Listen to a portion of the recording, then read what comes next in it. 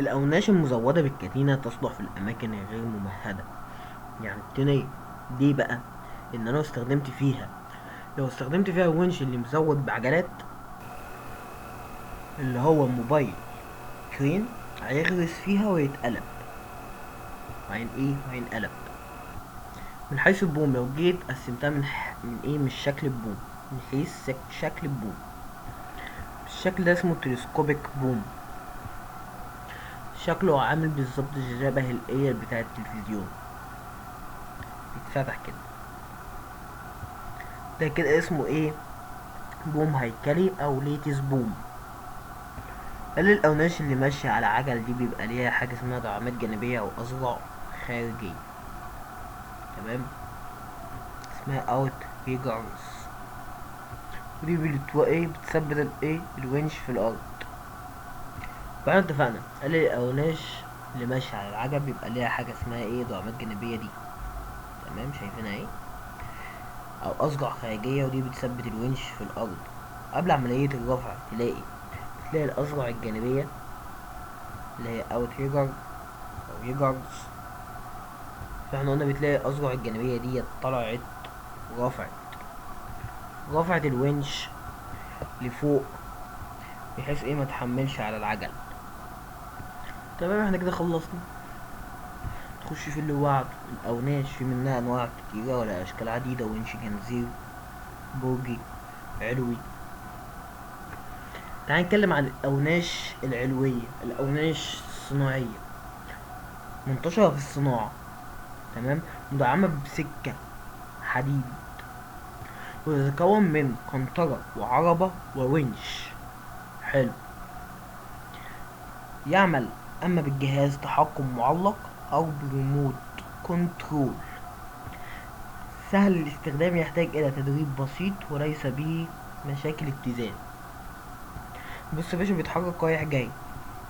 حلو. حلو. ده اسمه ايه بقى؟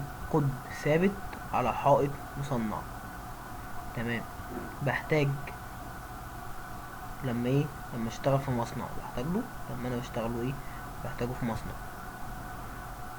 حلو اوي. بحتاجه لما اشتغل في مصنع. ده جهاز او قنطرة، ببدأ اتحرك قدام وخلف.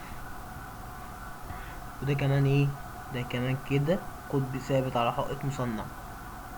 بعد ما اتحرك قدام وخلف بقدر اتحكم من خلال الريموت كنترول، اللي انا اقدر اطلع الطرد من خلال العربية اللي موجودة. مش محتاج له سواق مخصص، مش محتاج له حد معتمد قد كده. اهم حاجة ببدأ يأمن الرفع، ميكونش قدامه حد او تحته، قدام او تحت الطرد، عشان ما يسببليش اي اضرار. تمام كده. تمام. اوفر هيد كرينز. الاوناش العلويه. مالها الاوناش العلويه وعاوزين نتكلموا عنها؟ قالك الاوناش العلويه شائعه الاستخدام بورش التصنيع والصيانه، كذلك داخل وحدات الانتاج ومعامل التكرير والانتاج وغيرها من الصناعات. تسعى عملية الرفع في الأماكن التي يصعب استخدام أنواع أخرى من الأوناش. تتحرك الأوناش العلوية على قضبان من الحديد مثبت على هيكل معدني على ارتفاع مناسب، ويتم تشغيلها بالطاقة الكهربية. عندك كلام تاني عاوز تقوله؟ ساعات بتلاقي في المواقع ورشة.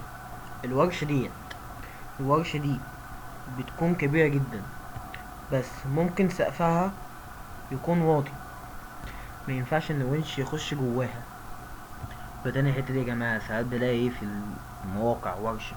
الورشة دي بتكون كبيرة جدا، بس ممكن سقفها يكون واطي، ما ينفعش ان انا ادخل ونش جواها. طب لو عايز اجيب حاجة وادخلها جوه واعمل لها عملية رفع، اعمل ايه؟ نتيجة ان الورش ديت عملية الرفع بتبقى متكررة على طول، بتكون موجودة على قضبان علوية من الحديد. الجزء الأصفر ده بيتحرك قدامه وورا. رايح جاي، والجزء الازرق بيتحرك الجزء الازرق يمين وشمال. طبعا الهوك بتاعه نازل منه اهو، فطبعا الهوك بتاعه نازل منه اهو شبه احنا شايفين. ويتم طبعا تحريكه قدام وورا ويمين وشمال عن طريق ريموت كنترول. تمام كده، اظن كده تمام.